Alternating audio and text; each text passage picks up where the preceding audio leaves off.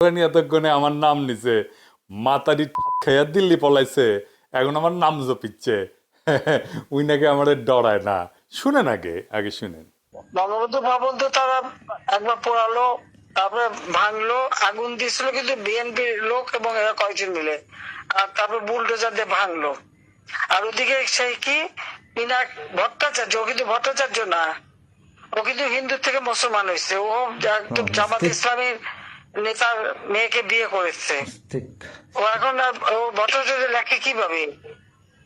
ও তো ধর্মান্তর হয়ে গেছে। এটা তো কোনো আশা নাই, কোনো মিডিয়াতে জানতে হবে তাই সোর্সটা। না কারণ ওর শ্বশুর বাড়ি, ওর শ্বশুর বাড়ি তো মানুষই যত সম্ভব বোধহয় ত্রিশাল বা ইয়ে টাঙ্গাইলে না,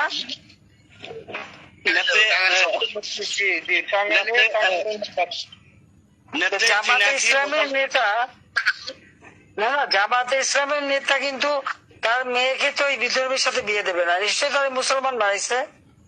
ইয়া ঘটনা হইতেছে, আমার শ্বশুর তো জামাত করতো না।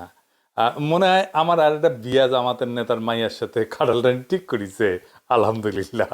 জামাতের নেতাদের কন্যাদের কার সাথে আমার গটকালি করিছে আমাকে না জানায় না। তো ওই কইছে